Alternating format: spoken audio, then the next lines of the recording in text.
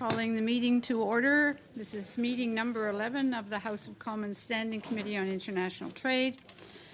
Today's meeting has taken place in a hybrid format pursuant to the House Order of November 24, 21. Measures regarding the use of masks in the House of Commons precinct have been extended until June 23, 22. Please note that masks must be worn in committee rooms except when members are at their place during parliamentary proceedings. However, it's strongly recommended that members wear a mask even when they are at their place during parliamentary proceedings. All those inside the committee room should follow best practices of maintaining proper hand hygiene by using hand sanitizer provided. As the chair, I will enforce these measures, and I thank you for your cooperation. To ensure an orderly meeting, please note that you may speak in the official language of your choice. At the bottom of your screen, you have the choice of either floor, English, or French. If interpretation is lost, please inform me immediately, and we will ensure interpretation is properly restored before resuming the proceedings. When speaking, please speak slowly and clearly. When you're not speaking, please have your microphone on mute. And finally, a reminder that all comments go through the chair. So we are continuing our study of Canada-United States relationship, a motion that was adopted by committee on January 31st. And its impact on the electric vehicle, softwood lumber, and other sectors. Today's meeting pertains to the softwood lumber sector.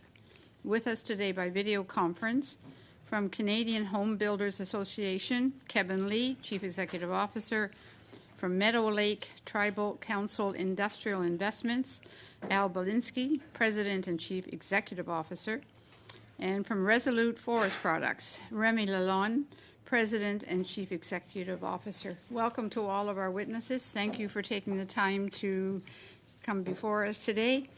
Mr. Lee, I will invite you to make opening remarks of up to 5 minutes, please. Thank you, Madam Chair. The Canadian Home Builders Association is the voice of Canada's residential construction industry. We represent some 9,000 member firms from coast to coast, including home builders, renovators, trade contractors, product and material manufacturers, and building suppliers and services. And there's no question that the pandemic has shown the extreme exposure Canada's residential construction industry and in turn consumers have to lumber price volatility, record price increases, and product scarcity, both north and south of the border, has caused major issues, I should say, for industry and home buyers and homeowners over the past 2 years, and the effects of those issues persist today. CHBA's 2021 Q4 Housing Market Index survey showed that the national average construction cost for a 2,500 square foot home has increased over $34,000 due to lumber prices. This has resulted in higher prices for consumers and in some cases severe losses for builders with fixed price contracts. Canada already has the housing affordability crisis, so adding tens of thousands of dollars to the price of a new home due to lumber increases has contributed quite a bit to the crisis. A major contributor to rapidly escalating house prices in Canada is also a lack of housing supply. Access to more stable lumber and more stable prices is critical to building more homes, both market rate housing and affordable housing. Because the crisis also impacts the ability of municipalities and not-for-profit organizations to deliver affordable housing units. Social housing budgets are fixed, so increased input costs mean fewer units coming online for those in most dire need of housing. In addition to rapidly rising lumber costs, the lumber crisis has also meant delays in construction, as price increases have been accompanied by physical supply shortfalls as well. On average, home closings are now delayed about 10 weeks on average across the country due to ongoing supply chain challenges. It's also noteworthy that there is another Canada-US trade issue on the horizon for construction, and that is gypsum board anti-dumping and the anti-dumping order from the Canadian government on US drywall shipped into Western Canada. This duty, which was dramatically reduced from its original intended levels 5 years ago due to the impact it would have on housing affordability, is set to expire or be extended. And CHB strongly recommends the government take action to ensure this duty is ended. Overall, given the many challenges facing all aspects of the supply chain for construction and other industries, it is clear all efforts should be made to address every aspect of Canada's supply chains. Where lumber is concerned, actions are required to provide a more consistent supply and to stabilize prices. This is doubly true given that lumber for construction should be part of a sustainable construction future for Canada. Lumber is a Canadian product that is renewable and a carbon sink, but if availability and pricing volatility continue as such large issues, it may become necessary to look at replacement materials. CHBA recommends the following actions to the federal government. Make it a priority to investigate all issues of lumber supply as well as potential solutions to ensure a reliable lumber supply in Canada with less price volatility. Redouble efforts to resolve the present softwood lumber dispute with the United States. Wherever possible, include end users and trade tribunals so that the final arbiters can appreciate the real and human impact that prolonged trade disputes have, especially in home construction and affordability. This was the case with the drywall dispute 5 years ago and may need to be the case again this year. Work with the domestic lumber producers to increase capacity to ramp up production, including by working with other levels of government to ensure more responsive and certain access to raw materials.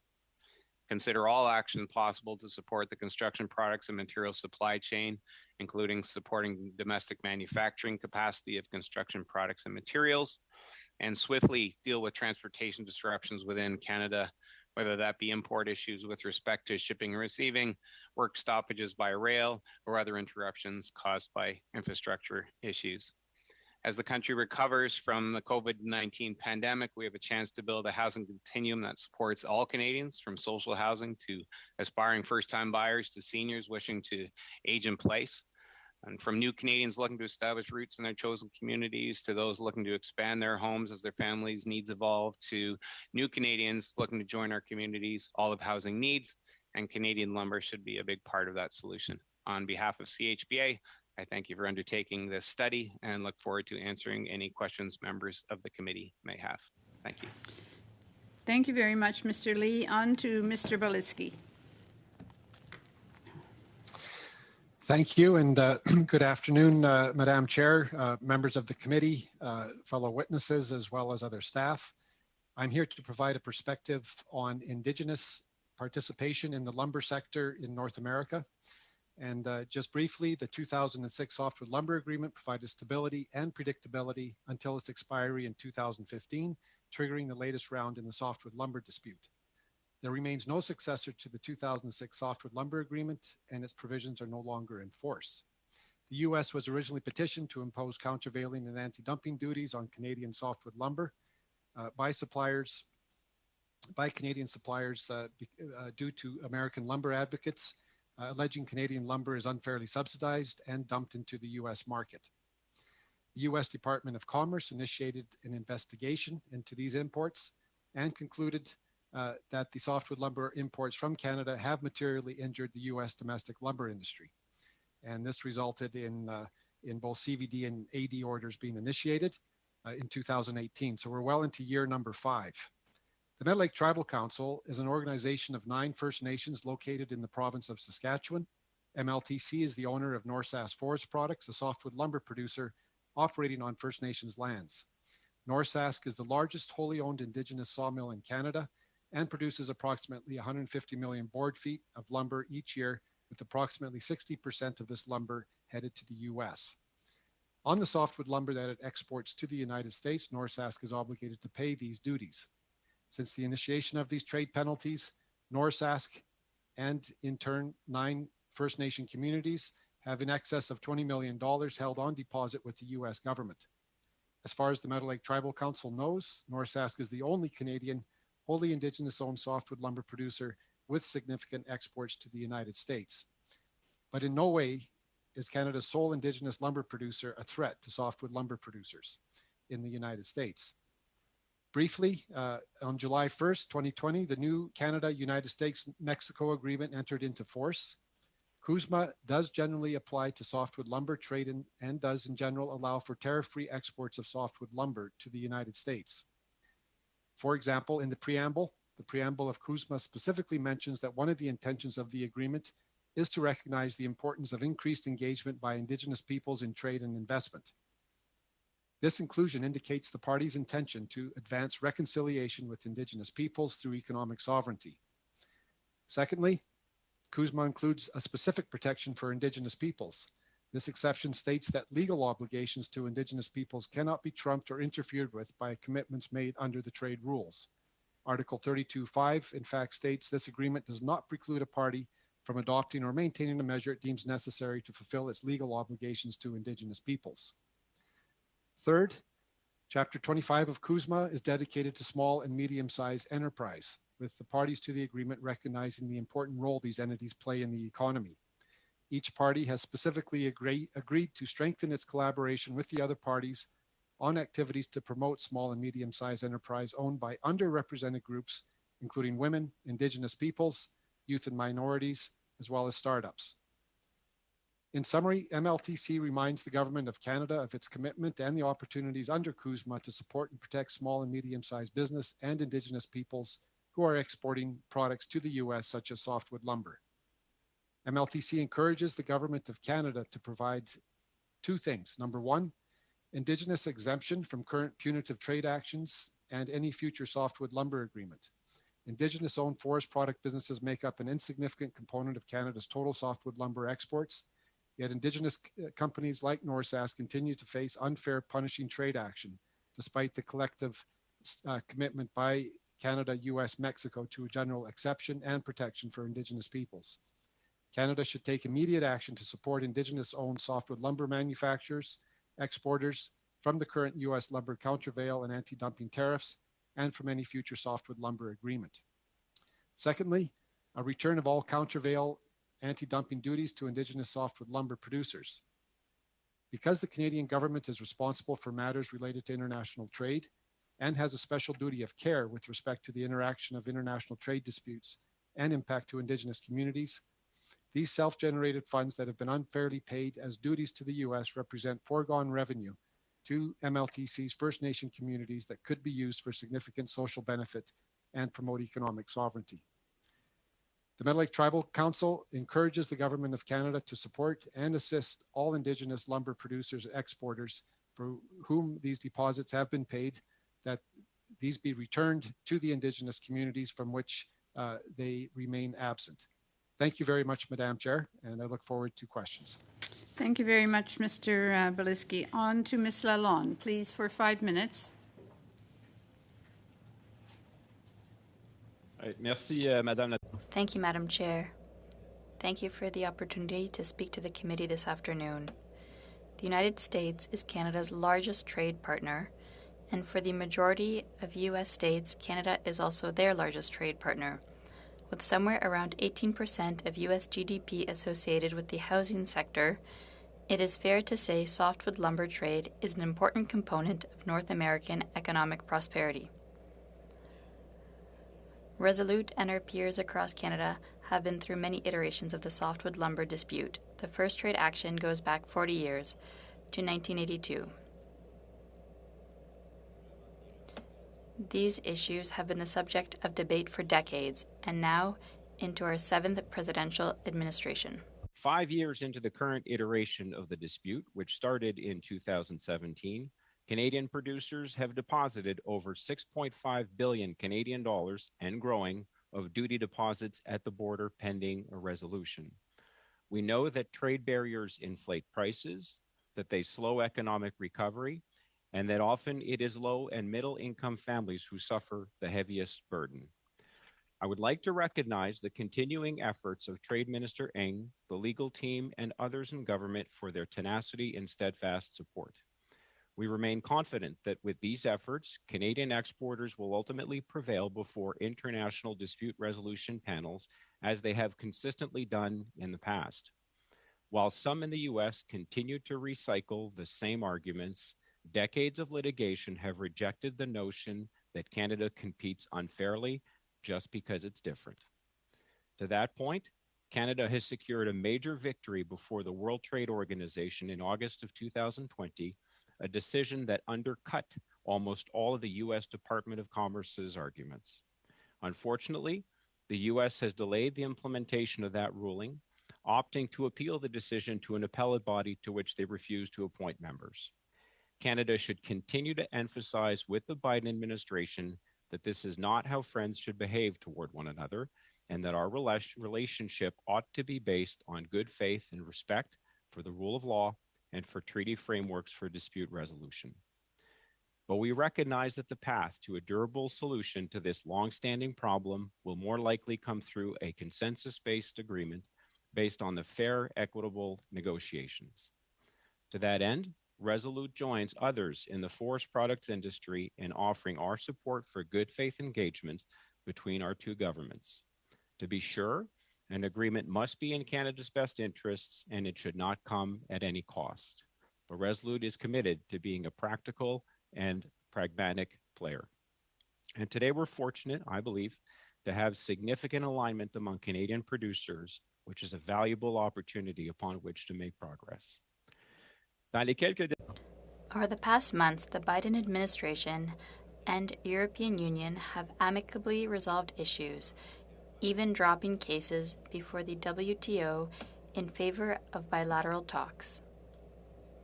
The U.S. is working to strengthen and to improve their transatlantic relationship, as demonstrated in an Airbus-Boeing dispute, as well as a case involving Spanish olives. And just last week, the U.S. and UK reached a settlement on steel and aluminum.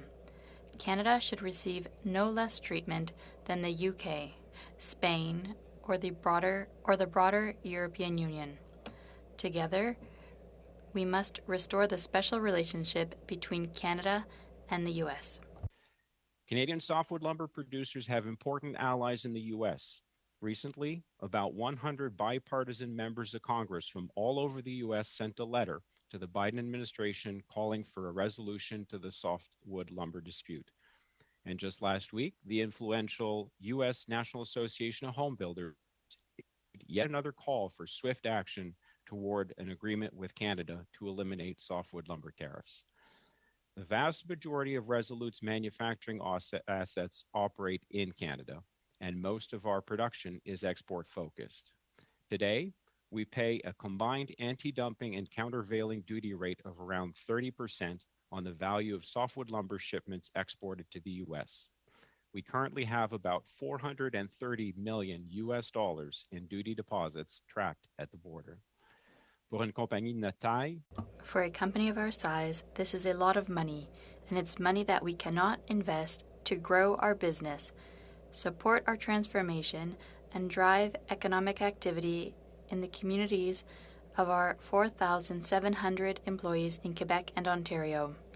Ladies and gentlemen of the committee, thank you for your attention. Thank you very much, Mr. LeBlanc. On to committee members. Mr. Hoback for 6 minutes, please. Well, thank you, Chair, and thank you, witnesses, for being here this afternoon to shed some light on this important study and to help us hopefully get to some point where we can see some conclusion to the softwood lumber duties and we can move beyond this. So there's definitely some more work the government needs to do in regards to that. I'm going to start off with you, Mr. Beliski from Meadow Lake. Of course, I come out of Shawbrook, so very familiar with Meadow Lake Tribal Council and the work that you guys do, the great work you guys do. And you said you had some $20 million now in tariffs sitting there on hold. What would the impact be to your 9 communities if that money was actually reinvested back in and not sitting there at the border?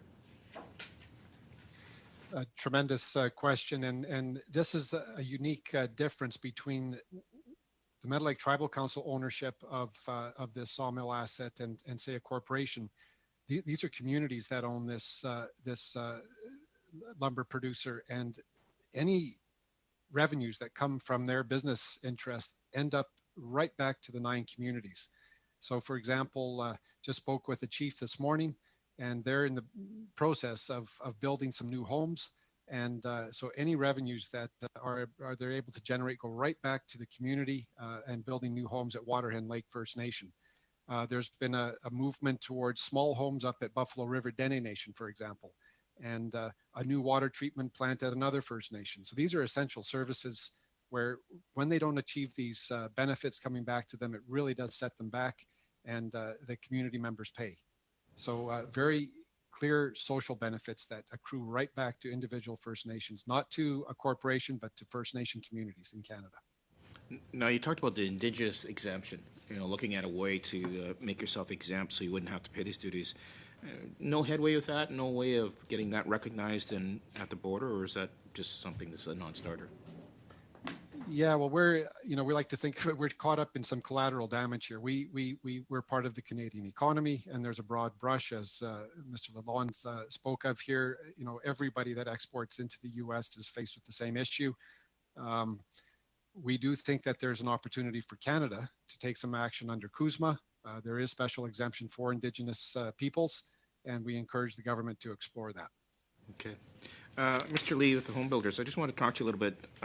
Would it be fair to say that softwood lumber prices are very volatile, and that's having an impact on how your home builders are actually pricing in the builds of new houses?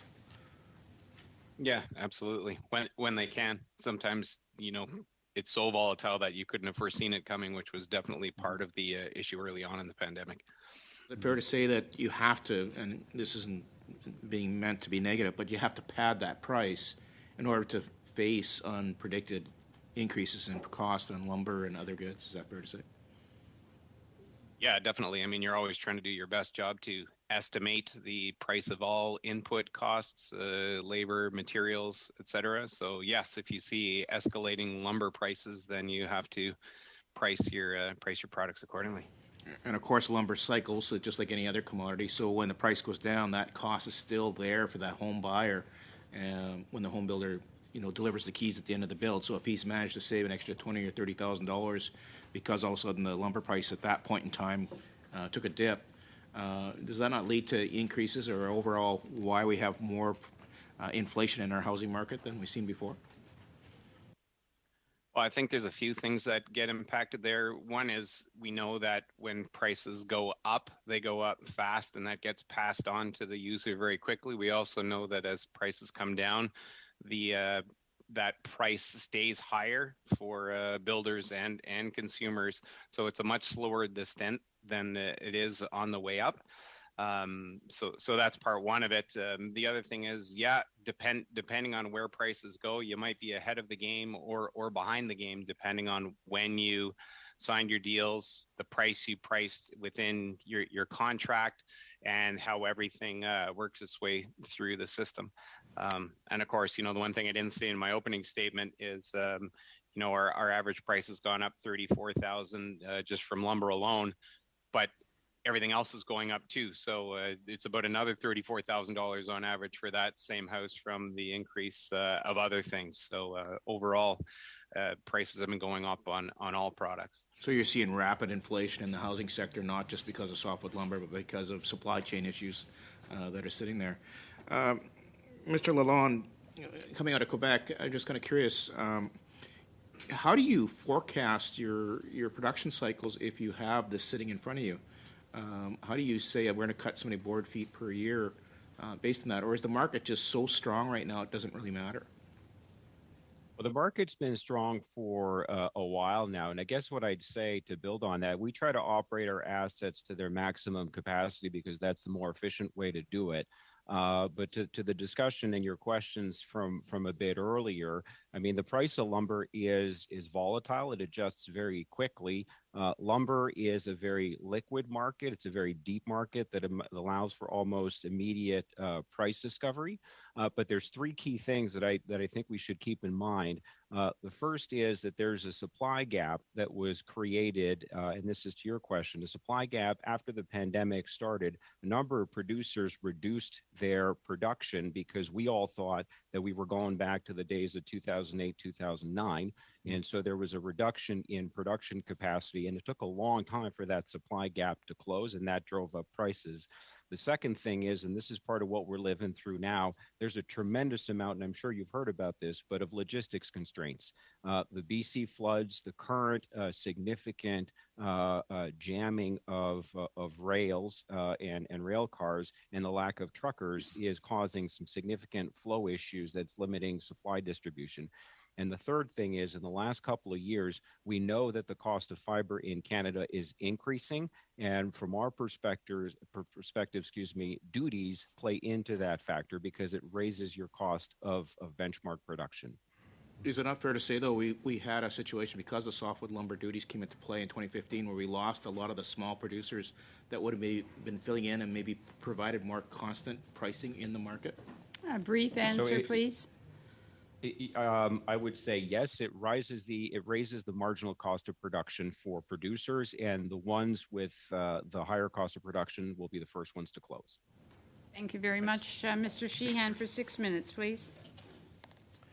Thank you very much, Madam Chair, and I wanted to thank all the presenters for their important information today. And I think I'm going to start with Resolute and Mr.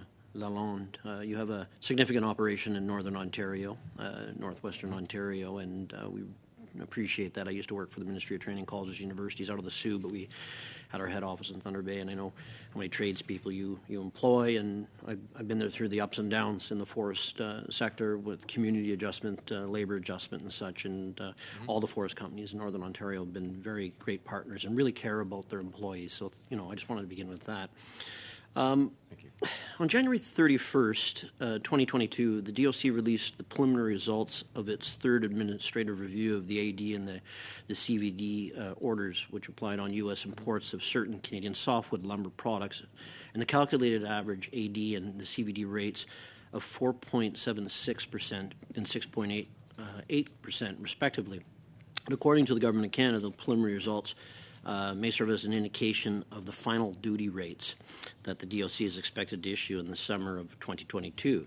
So my question is, do you believe that these rates may in fact serve as an indication of the final duty rates? And can you speak to the degree that these rates are detrimental to the Canadian softwood lumber industry? Mr. Lalonde. Thank you for your question, and thank you for your comments. I, in fact, spent 2.5 years living in Thunder Bay, operating the pulp and paper facility, and I'm very grateful for the time I spent in Northwestern Ontario. So the thing is that with those duties, those are averages. In Resolute's case, the combined rate that we pay is 30%. And that's what we're paying now, which is significantly higher than the average. Happy to get into the details, but it is significantly higher than the average.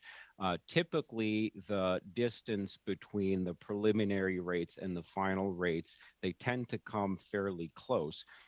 But I should point out that the rates are reset every year. The way that the Department of Commerce works is that sales, and therefore prices, is the denominator. And therefore, when prices increase from one year over the other, it makes for a lower duty rate, and the opposite is true. So based on the year of assessment, they concluded that with the smaller sales for lower prices, we're talking about 2019, it created a higher rate. One would expect that should prices adjust, then the rates could come down. For example, last year, our rate was 20%. So we've gone from 17 to 20 to 30. And then for this year, the rates that you point out were announced for Resolute are going to be 20% based on the preliminary. We'll see what the Department of Commerce concludes. I wouldn't expect them to stray too far from their preliminary AR assessment. So my second question then would be, if the Canadian government were to hypothetically abandon its effort to fight for industry and capitulate to the United States' unjust and unfair applications of these duty rates, how would these duty rates affect Canadian exporters of softwood lumber products to the United States, as well as their workers and the relevant communities? Yeah. So what it does is it adds cash costs to an operating sawmill. And so in a high price environment, that may not be so apparent. But the reality is that for producers like Resolute and other sawmillers, your cash costs are effectively going up by the duty rate, which means that if and when lumber prices come down, your marginal cost of production is higher, which is going to force the more marginal players to close production capacity or decide to finance losses or finance duty deposits. So in our perspective, that does add pressure to Canadian producers. And specifically on the labor, and I find, again, you know my background, and I'm Parliamentary Secretary to the Minister of Labor, and forest industry in general, like other industries, COVID-19 related. Even before COVID-19, there was issues with labor and skilled labor. What exactly are the impacts, and what are you doing to try and attract that? Yeah, so I guess what I'd say is when the markets are volatile and producers have to adjust production capacity, if they choose to remove a shift, we're all facing a situation where there's a shortage for skilled labor. And so if we have to reduce our production capacity and we unfortunately have to let some folks go, it's going to be very hard to convince them to come back. And so it adds a lot of volatility in the consistency of our production operations. In Northwestern Ontario, the economic impact of Resolute, we're an integrated company, so it's pulp, paper, and lumber, is several $100 million between chips, power, investments, taxes. So it is a very significant economic impact. That's extremely significant. And your relations with the Indigenous communities in Canada and Northern Ontario, I've seen some of the work that's being done, and if I just feel that there's continued operations to work with Indigenous communities as well as with the community colleges that serve the forest industry too as well. If you wanted to speak a bit to that, if I have time. You have 12 seconds. 12 so seconds. Get I don't a think. very Okay, well, brief comment back. we can talk about that offline, maybe. Okay. Thank you. Maybe But the answer is we take it very yeah. seriously. Thank you. Okay. We thank take it very seriously. We try to develop economic partnerships, and there's plenty of good stories in Northwestern Ontario. I'd be happy to share them with you offline. Thank you. Terrific. Thank you very much. On to Mr. Savard-Tremblay for 6 minutes, please. Merci, Madame la Présidente. Thank you, Madam Chair. Hello to all of my colleagues and to the witnesses. Thank you for your time and your contribution. Mr. Lalonde, I was looking for your name. I apologize. Your company is the main victim of these new punitive tariffs, these new duties. I imagine if we could have an overview of your accounts from your accountant, how much in additional duties have been invested, money that would have gone elsewhere. Could you give us an idea of the effect for your company? We're talking about $430 million US that we've paid over the past 5 years since the conflict came back up. What this means for Resolute is that these are investments that we weren't able to make. Last year was a good year with the price of lumber. We were able to reduce our debt. But when you say, where would we spend that money? For us, there's a deficit in pension funds of about $1 billion. The financial health of the company is excellent, but this is money we'll have to pay out, and there are investments we'd like to make in our facilities as well.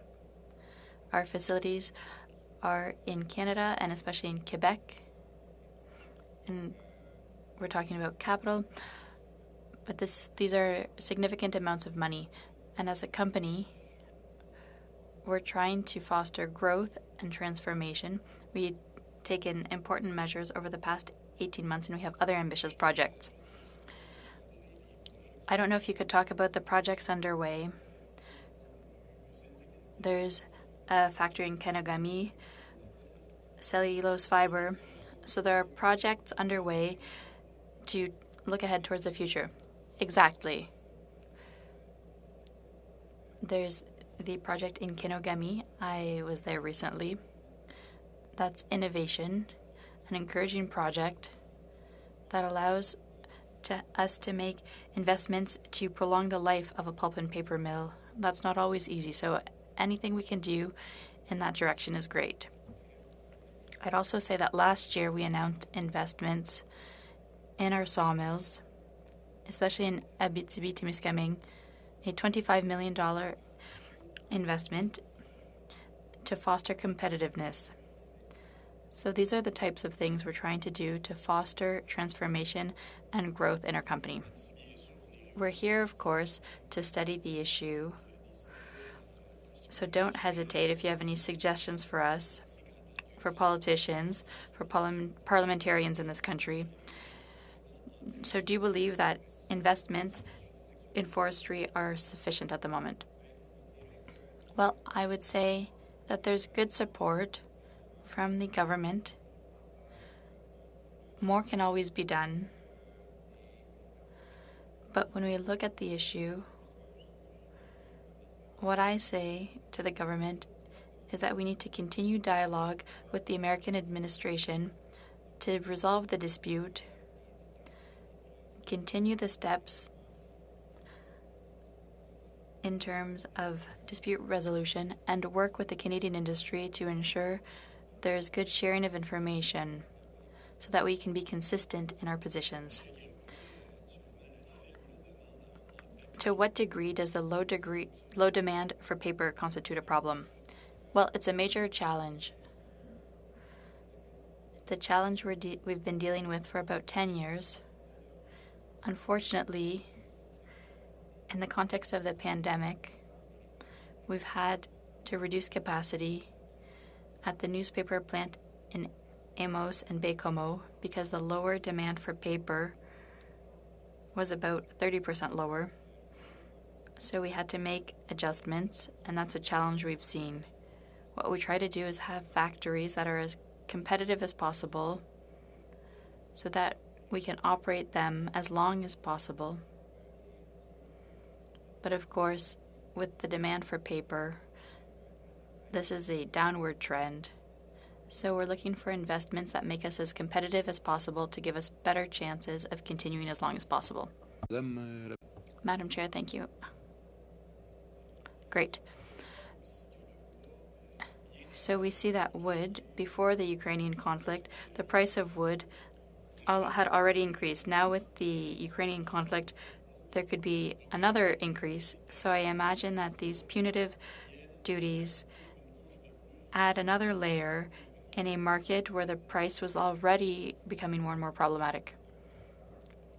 It's a factor that contributes to a cost structure for softwood lumber producers that are higher. We know that over the past few years, the cost of fiber in Canada has increased significantly. So producers are faced with a significant increase in costs. However, I'd say there are two other challenges that we're facing. One, logistics, supply chain issues you've surely heard about. They affect distribution of supply, and that's led to price increases. I'd say that softwood lumber inventory is double what we'd like. That's a lot of... There are many... Sound has cut out for the interpreter. We're simply not able to distribute everything. And what I said earlier is that after the beginning of the pandemic, there was lower capacity because we expected a return to the crisis of 2008-2009. So it took quite some time before that production gap returned and demand was high. So all of that led to higher prices. Very much. On to Mr. Massey for 6 minutes. Thank you, Madam Chair. And my first question is to you. Do you remember Pierre Pettigrew? To Remy or? No, to the Madam Chair. Do you remember Pierre Pettigrew? Yes, I heard about him. Yeah, I did hear about Pierre Pettigrew. Okay, because that was the first trip I took as an MP was with him down to Washington, D.C. 20 years ago on softwood lumber. And here we are again dealing with this issue, and also Industry Committee dealt with this last session as well, too. So I think I want to try a new angle, though, in all of this. Mr. Balistigi, do you have support from other Indigenous and Aboriginal groups in the United States for the position that you have here? One of the things that there has been some degree of success for is getting some of the supply chains and the distributors on the U.S. side, at least advocating for Canada over there. It's a tough nut to crack, as Mr. Hoback knows as well, too, as yourself, Madam Chair. We've been in many congressional and Senate offices trying to push this issue over a long period of time. But I'm just wondering whether you have any support from third-party groups over in the United States for your position here. Super interesting question. And, the way these disagreements go, you start in year one, and then you're hopeful that it'll end by year two, and then it moves into year three. So here we are in year five. And so we're one of one, as far as we know, and we have not initiated that action. But very interesting that you bring that up, because we will be initiating that. That's been some of the guidance we've received. And so we're going to be exploring that. Yeah, and I would hope that we would actually have some governmental support for you, and maybe perhaps we can follow up with that as well too for those types of initiatives, but whether it be at our embassy or our trade and our consul generals or so forth. Because I think there's been a fairly robust attempt to lobby for all my years in different governments changing minority, majority, different political leadership, and there's seemed to be some good infrastructure to try to push this issue. So do you have any I guess so you're any idea, like, do you have any natural allies over there just on the surface? And I don't want to put you on the spot here, but do you think that this is something that you could achieve? Very briefly, we are pursuing that actively, and we are working with the Government of Canada on some options there, and we'll be pursuing that. But wonderful suggestion, and it's something that we are taking action on. Okay, great. One of the things I'll point out is, I suppose, Resolute notwithstanding, Remy, but the large producers have been able to get a foot in the yellow pine into the southeast U.S., and so there's a bit of an operation on both sides of the border, which kind of creates a little bit of a buffer against some of these machinations of trade disputes. We're not able to do that. We're pretty much locked into Saskatchewan and haven't had quite the to make that leap across the border, but certainly something that would make a lot of sense to do, and we're looking at that. So thank you for that suggestion. Yeah, no, I know it's really challenging. There's so many different things to go after. I know for some other issues, we're seeing some cross-border cooperation. I'm doing it on the Great Lakes, and it's been unique. Some of the extra things that are happening outside of the I guess the sword rattling of protectionism. If I could move to Mr. Lalonde, then there's been a series of trade agreements that we've signed over the last couple of decades. In fact, the last decade was fairly robust. Has there been an analysis in terms of how they benefited your industry? Or, I mean, that was the big selling point. I can't tell you how many times I've heard is that, this is going to open up a whole series of markets, and that are you being left behind? Well, I know, though, that when I look at some of the documents of some of the promised trade benefits of, some of the countries that we've done free trade agreements with, they haven't come to fruition. Some have. Just wondering where has there been done work on there? Are we missing some diversification that's possible, or is that basically out there? And lastly, I know that some smaller countries are actually, I think it's Sri Lanka right now, is actually they can't get paper for newspaper right now. So I'm just wondering whether we're missing some opportunities that we could help on, or what's the obstacles there? Or are they just not sufficient markets? So the markets, it's not a demand problem. I'll put it that way. I think it was Jean Chrétien who famously said to Paul Martin when he handed over the keys, something like, "There's free trade between U.S. and Canada on everything except softwood lumber." The reality is, and there are folks on the video conference here who probably know more about this than I do, but the industry interests in the U.S. are very, very influential. And they're the ones who bring forward these complaints. The National Association of Home Builders has been very clear about how they disagree with the position that the Coalition for Fair Lumber Imports, that they call themselves, the positions that they've taken. So they are very influential. And as I indicated, it's a debate that we've been having for 40 years, notwithstanding the fact that Canadian producers have historically consistently been proven, correct in the position that we've taken. The issues keep coming back and coming back and coming back. So it is a big challenge. As I said, though, it's not a demand problem. The reality is that the U.S. is not able to produce more than 70% of its internal demand needs for softwood lumber. So they always need to fill it with something else. Canada is clearly the logical partner, but today, as a result of duties, we've seen imports from Europe of lumber. And if you think about that for a second, it's kind of hard to comprehend how it makes more sense economically to import lumber from Europe. To your point about diversification, one of the things that I think is unfortunate about a debate like this one is there's a great opportunity. I think Mr. Lee mentioned it earlier as well, but there's a wonderful opportunity to promote the use of lumber in different applications, in taller wood buildings, what we call mass structures. There's plenty of good stories. Wood is 100% renewable. Its carbon footprint is a fraction of what concrete and steel would be. But that's a harder story to tell when we're having to pay tariffs. Thank you very Yeah, much. Sorry, thanks, Madam Chair. Mr. Massey, your time is well up. Mr. Martel, please. Oui. Alors, merci d'être avec. Thank you for joining us today. I have a question for Mr. Lalonde. I think, Mr. Lalonde, you represent the company that's been most affected by softwood lumber issues. I'd like to hear you explain how the government isn't in a rush to negotiate a new agreement with the United States.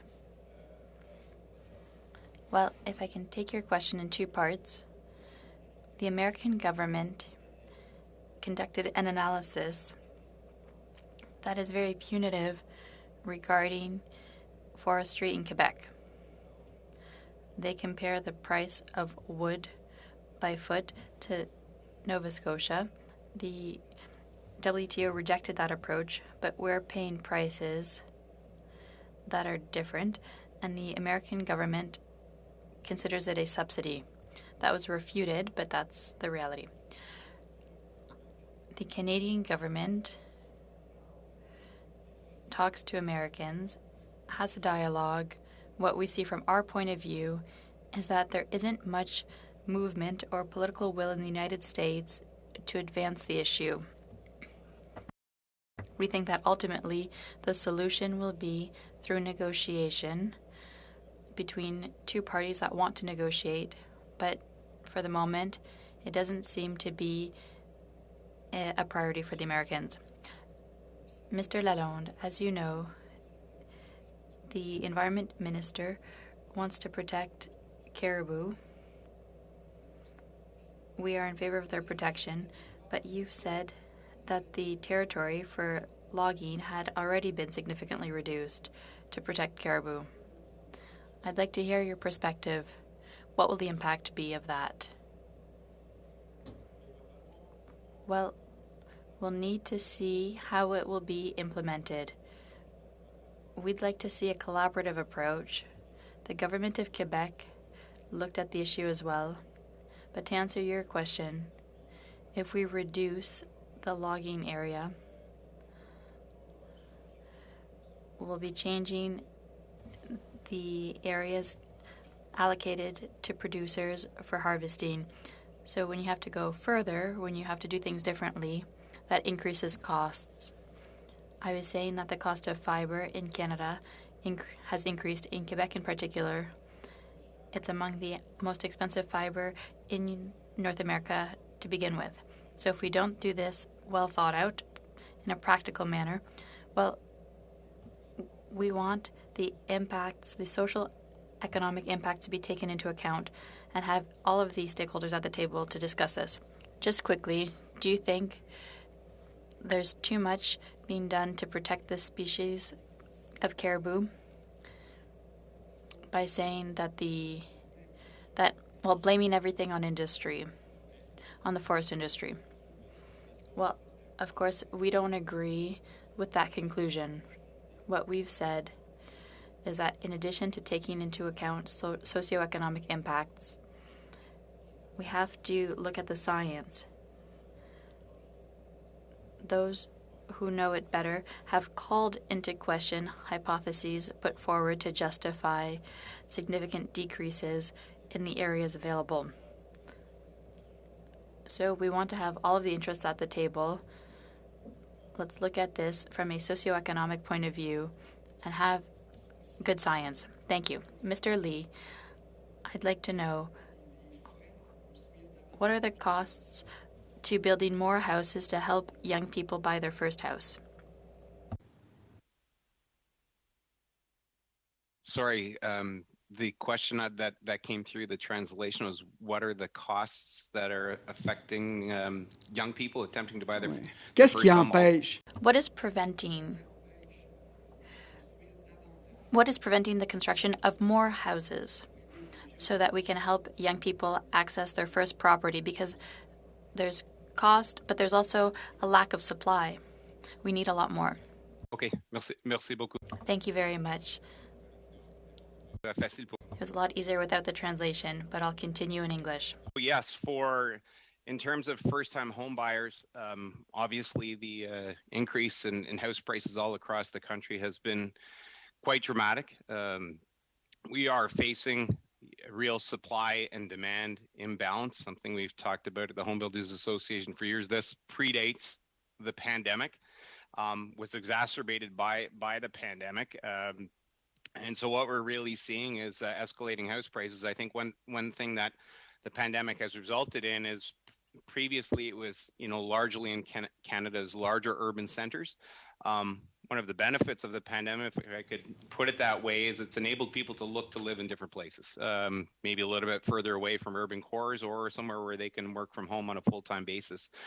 As a result, though, that's resulted in increasing house prices in almost every community in Canada, which is a big challenge. So we definitely need to move forward in providing more supply. Lumber is a big part of that. Where lumber is our major construction material for housing in Canada. So we need to make sure we go that route. Also, on the shorter term basis for first-time buyers, there are definitely some macroprudential opportunities. Certainly at the association, we've been big proponents of a return to 30-year amortization periods, which make it a little easier for first-time home buyers. And so 30-year AMs for first-time home buyers make a lot of sense because you can spread your payments over an extra 5 years to give more access. Thank you very much. There's no question. Thank you very much, Mr. Lee. On to Mr. Barani for 5 minutes, please. Thank you very much, Madam Chair. And I'll just start by saying thank you to all of the different witnesses who provided some very important testimony today. I'm going to start with Mr. Beliski. You'd commented on your operations in Saskatchewan and the fact that they're Indigenous-led and some of the benefits that has accrued to the Indigenous community in Saskatchewan. And I thought that was very important testimony. You also talked about sort of some of the features of CUSMA, in particular the allowance for increased exposure and involvement of Indigenous persons in that trade agreement and what it resulted in, including citing Article 32.5 of the CUSMA agreement. I wanted to put to you something that came up at the last meeting we had on this very issue from a witness who was invited by Her Majesty's official opposition, and is a gentleman named Mark Warner. When he was asked sort of about Indigenous involvement in negotiations, he said, and I'm going to quote it so I get it right, so I'm reading from the Blues. He said, quote, "I hate to tell you the truth, but for most trading partners, Canada is an annoying country to negotiate with because they already have a hard enough time negotiating with the provinces and the federal government." And then he went on to say, I'm continuing to quote, "So if you add on Indigenous communities, I think you'll just make it even more complicated, to be very honest with you. It's hard enough now." End quote. I have my own views about Mr. Warner's testimony, but I'm wondering if you might be able to provide us with some observations, Mr. Beliski. Well, I very quickly don't agree with Mr. Warner, but a key consideration for Canada as well as for the United States is their relationship with Indigenous communities, the Indigenous population in Canada, and there's been a tremendous amount of action taken over the decades towards reconciliation. This Liberal government has made it very clear that there's no more important relationship than Canada and its relationship with Indigenous peoples. And so whether that means this falls into the purview of international trade or whether it's domestic affairs, all these things are part and parcel of what makes us a community of people and what makes us Canadian. I will point out to Mr. Warner and anybody else that's interested is the extensive trade networks that used to exist in time gone by throughout North America, from the Eastern Seaboard to as far, well into the Northwest Territories, massive trade routes. And so free trade has been a thing in North America practiced by Indigenous peoples for millennia. And so this artificial boundary that's been imposed certainly gets in the way of that, and certainly gets in the way of facilitating the engagement of Indigenous economies in international trade. Thank you. That's a very important observation, actually, because when we traditionally think of Indigenous knowledge keepers, sometimes we don't think about the vast ambit of how much that knowledge contains, and the fact that it can even apply at something as commercial as the Trade Committee in terms of how we're engaging with hemispheric trade or continental free trade is a critical point. I personally think no matter how complicated, quote unquote, to again use Mr. Warner's word, that doesn't really matter when you're trying to advance reconciliation. And I would just add to the sort of idea that it also helps further the goals of UNDRIP, which is also an initiative that was enacted under our government's watch. Thank you, Mr. Beliski. Mr. Lee, I want to turn to you. This has come up from in your testimony and in the testimony of some of the others. But you talked about, you provided us a little list, and I stopped at 6, but you may have had more. But when you sort of indicated some of the things you were seeking, you also said swiftly deal with transportation disruptions. Obviously, we saw a transportation disruption that was quite cataclysmic about 6-7 weeks ago when we had actually blockaders illegally stopping the flow of cross-border traffic at places like Windsor, Emerson, Coutts, Surrey. If you could comment on that and how it impacts things such as the BC lumber industry, for example, when you're blocking the Surrey border, and about the speed with which that was dismantled under the Emergencies Act. Thanks, Mr. Lee. Yeah, there's certainly no question with all of the challenges we've been facing through the pandemic with the supply chain blockades of international borders was a challenge that no industry needed to compound with everything else that was going on. So it was certainly important that those blockades be removed as quickly as possible, and I think it's important. Looking into the future, that Canada does all it can at all times to make sure that trade routes remain open, healthy, safe, and secure. Thank you very much. Thank you very much. On to Mr. Savard-Tremblay for 2.5 minutes, please. Oui, Monsieur Lalonde. Mr. Lalonde, we know that your company is the main victim of these rates. So 20.4%. We know there's 15.48% for countervailing duties and 4.76% for anti-dumping.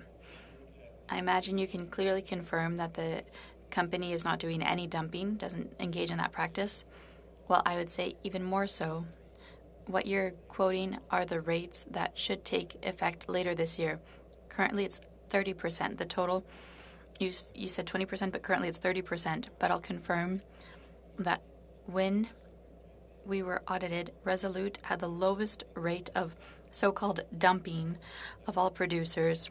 In the past 2 years, the Department of Commerce stopped auditing us and withdrew the diluting effect of our low rates, and so now we have the average of the industry in those rates.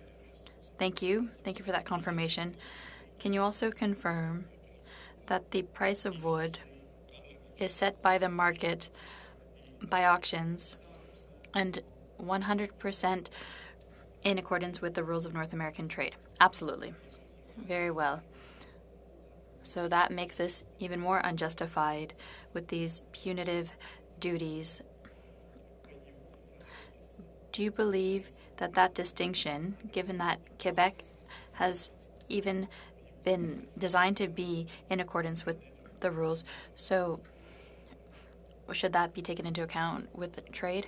We've always called for recognition of the Quebec forest system that was modeled on Oregon's system. We've always asked if there's an agreement that there be recognition that some systems are based on the market so that we can set aside these punitive rates. Thank you. That's it for my questions. Thank you very much. On to Mr. Massey for 2.5 minutes. Thank you, Madam Chair. And I think follow up, Mr. Lee, my riding has 40% of Canada's daily trade with the United States between the Ambassador Bridge, Detroit-Windsor Tunnel, truck ferry, and as well the CP rail tunnel. And one of the things that I've proposed, and it comes from the Wilson Institute in the United States, is a Safe Border Task Force. And that's an operational working group similar to what was done before, where we actually not only just for these emergencies with regards to when there's illegal blockages of the border, which the Emergency Measures Act was brought in for, would also like to deal with other border issues. Is that something you think that your association or you might be interested in participating in? This is not my idea, but it comes from Canadian businesses from working in Washington. I'm just wondering whether or not that might be an appropriate venue to also to dismantle some of the border blockages that we have. The obvious one with a border like being blocked by people abandoning cars and hot tubs and so forth is unacceptable, but there's also other working problems that we have on a regular basis. Yeah, absolutely. And there were literally hundreds of organizations like ours that were signatories to documents to that effect. That we really do need to do everything we can to keep our trade routes open, secure, safe at all times. I think that the pandemic brought some very bizarre situations that nobody would have predicted. But to your point, there are all kinds of situations that come up all the time, and everything that we can do to keep business moving, to keep trade moving, to keep product moving is absolutely critical to our economy and the well-being of Canadians. I think it brings really home to Mr. Beliski's point that you had with regards to those are actually imposed barriers that you now face. And I think we need to really reflect on that, because actually working with Mr. Beliski's group as a model to start something, to get something done, actually might be a way forward, at least gaining some ground. And I think that's my time. So 20 seconds left. Thank you very much, Mr. Massey. On to Mr. Baldinelli for 5 minutes. Thank you, Madam Chair, and thank you for the witnesses for being with us today. And I'm just going to further build on some of the comments of Mr. Massey. As we see in our notes here, it indicates the U.S. National Association of Home Builders has come out advocating against the complete elimination of these U.S. duties. And in our last meeting, one of our witnesses, Derek Nyber, with the Forest Products Association of Canada, he indicated he never believed that he would spend the amount of time that he has been recently in lobbying in the United States, now particularly with particular states and some of the procurement issues that they're facing. So to Mr. Lee, first of all, I'm just wondering, would you have relationships with the U.S. National Association of Home Builders? Do you find yourself engaged in some of the lobbying activities that are taking place? And secondly, in the 7-year period, what specific involvement have you had in contributing to efforts to negotiate a new softwood lumber accord? Yeah, we've certainly been engaged with the National Association of Home Builders in the U.S. Over the years on this issue. They've been forthright right from the start on their opposition to all of these tariffs, and have been quite vocal about it. We've lended support where we can, but it's definitely, this is a situation where it's their advocacy with the U.S. government that's really front and center. So it's been a huge challenge and a huge frustration for them. We've spoken about, the challenges with lumber prices both north and south of the border, and south of the border, they have that additional tariff over and above everything else. So it's been a huge challenge. We've helped out where we can, but it really is them doing their advocacy with the U.S. government. That's been the most important thing. So on the Canadian side, again, over the past 7 years, have you been involved, or your advice and views sought in contributing to efforts to negotiate or bring forward positions?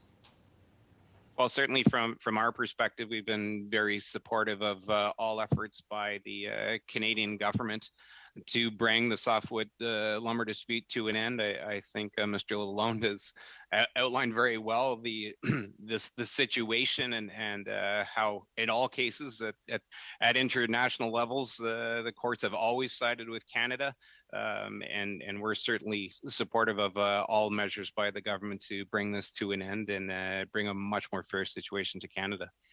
Okay.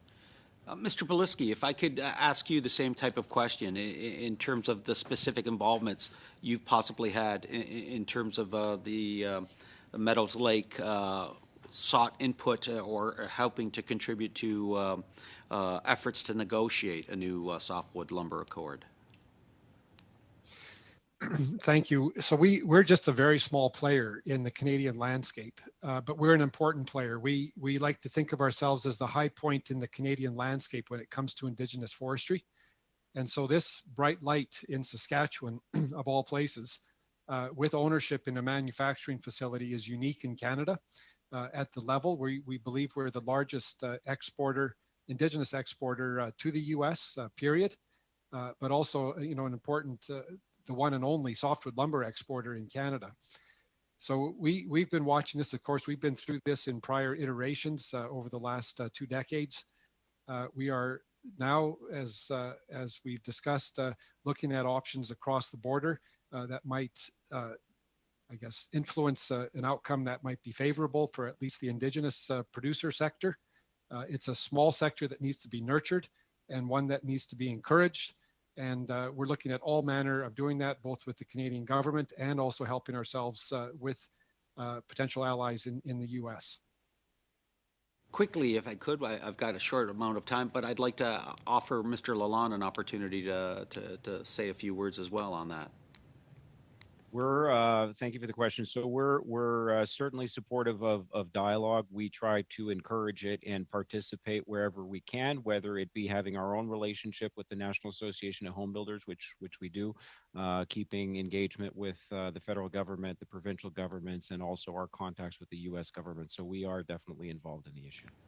Thank you, Madam Chair. Thank you very much. Mr. Mio, for 5 minutes, please. Thank you, Madam Chair, and thank you for the witnesses to join us today on this important study on the softwood lumber. I'd like to address the following question to Mr. Lee, please, Madam Chair.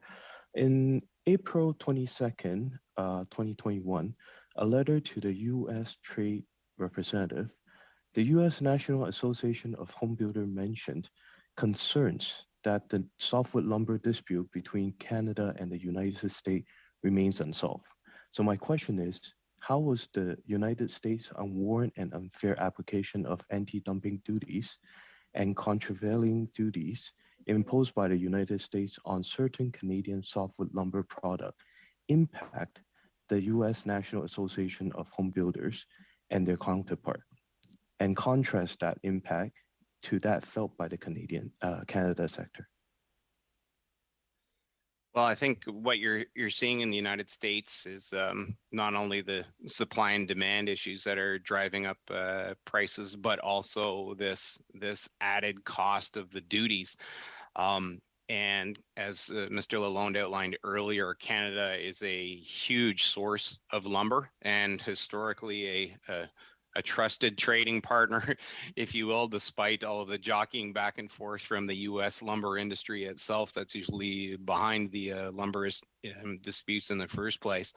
They're not capable of providing 100% of their own lumber requirements, and Canada has always been an important part of this. So in the United States, they're facing increased costs, further causing increased house prices and construction costs. And for both the industries north and south of the border, all of this volatility causes all kinds of concerns in terms of supply, uncertainty. It's very difficult in Canada too, because our Canadian lumber industry relies so much on exports to the United States. It becomes very difficult for them to staff their plants and manufacturing facilities to predict what demand is going to be, and in turn that affects supply and costing in Canada as well. So even though we're not affected to the same degree with the duties themselves, all the uncertainty, price volatility, supply uncertainty, all of that affects Canadian home builders, renovators, consumers in an indirect way. And it's part of the reason we're so supportive of getting this all resolved. Not to mention, wouldn't it be so much better if the Canadian lumber industry was, instead of paying these tariffs, using it to continue to improve its own productivity, ramp up facilities, et cetera, et cetera. It's just, it's a very unfortunate waste of dollars and time for the Canadian industry. Thank you. In your opinion, has the United States government demonstrated the same level of commitment to its softwood lumber industry, and that Minister Ng has displayed to the Canadian softwood lumber industry, and what further action could the United States government take to resolve this dispute? Well, I suppose one could say, unfortunately, they have been listening a lot to their own lumber lobby, which is why we're in the situation that we're in, rather than following international law, in which case we wouldn't be in the situation that we are in. So definitely it's something that the Canadian government needs to continue to pursue and to press hard, because we need to get through this. And ideally we would have got through this 5 years ago, but here we still are. So there's more that needs to be done, and we're certainly happy to support any way we can. Mm-hmm. And what engagement have you had with the United States stakeholders, and can you share with us some of their feedbacks? Well, we've mostly been working with our U.S. home builder counterparts, the National Association of Home Builders. They have an entire lobby and legal effort. They're a very large organization, well organized and doing some good work. You know, to be frank, one of the things they have suggested, one of the challenges in dealing with Canada is because we are fragmented, you know, when everybody goes with their own different deals at the provincial versus the national level. And that's not to say anything about the First Nations, that's a different situation, but because we have different producing provinces and the federal government, it is very tricky. And the more of a holistic front that could be presented to the United States, the better, but that is, of course, the great federated model. So it's a lot more complicated than the Americans saying to us, well, if you just all came as one big united voice, it would be easier. Welcome to Canada, but it is one of the things that's come back that, you know, a more united front, the closer we can get to that, the probably stronger voice we would have. Okay, And thank you very much. That, Thank you very much, Mr. Mio. All right, we have just a question to the committee. We have completed 2 rounds. Does the committee members have any other questions that they want to make sure get asked? We're good, Chair. We're good. Everybody's okay? Mr. Tremblay, are you okay with everything? Okay, thank you very much. I have Mr. one quick Massey, one, I'm Chair. sorry, I didn't see your hand. Do you have another question you want to get out there? Just Please, real quick. go ahead. Thank you, Madam Chair. Real quick, does anybody have comments about, sometimes we've won agreements, but we haven't taken all the money resources from those agreements that we've won back.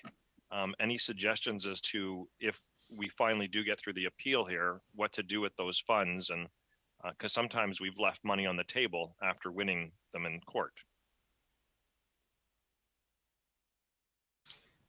I know from the First Nations, we would be pleased to be able to contribute those back to communities, to key infrastructure projects and social programs to continue building Team Canada. May I? Mr. Lalonde, please, go ahead. Thank you. $1 billion is actually the amount of money that was left behind the border at the last trade dispute, $500 million of which went to the coalitions of U.S. producers who brought the complaint. The other $500 million went to what we call meritorious initiatives to promote the use of softwood lumber. All that is fine. Certainly, if we recovered the duties, we want to take care of our business. We want to grow. We want to transform. We want to invest. To the points that were made earlier, all this is good. We want to invest in our business. We want to continue to grow. We're optimistic about lumber for the long term, and we want to continue to compete. If I may, just very quickly, I thought Mr. Lee's answer was very, very good on the situation. The one thing the Americans could do tomorrow that would set the stage for a resolution is renounce their appeal of the WTO decision and just implement it, like they did in the case on olives from Spain. And this issue is a long way down the path to a resolution. Wouldn't that be good? Mr. Martel, you have a question? C'est pour Monsieur Lalonde. For Mr. Lalonde, would it be foreseeable to export our softwood to other markets in the United States? Sometimes I speak to the French who are in construction, and it costs a fortune to have wood there, and they always use steel. And we always say we need to depend less on the Americans. Do you have a comment on that? That's a very good question, Mr. Martel. What I would say is that wood doesn't travel very easily. It depends where it's leaving from. We've looked into solutions. We know today that there's wood from Europe going from Scandinavian countries going to the United States. It can be possible. You just have to look at it. It's not very easy, but it could be a possibility to some degree. Le gouvernement.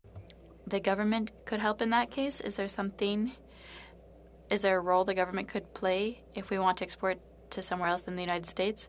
What we see is mainly a logistics issue. We can't fill a boat with softwood because the mass means it's not optimal. But we can put some on other loads. For pulp or paper, we're exploring it, but it's a challenge for logistics. Thank you. All right, okay. Thank you very much to the witnesses for that very valuable information. I would hope that the next time the committee sees all of you, this issue would have been resolved and the money will go into the appropriate places and we can be talking about another issue other than this. So thank you very much to the witnesses. The committee now will go in camera for a few minutes. A link has been sent out to my colleagues that are there on Zoom. If you would just connect to that link so that we could have a brief discussion on committee business.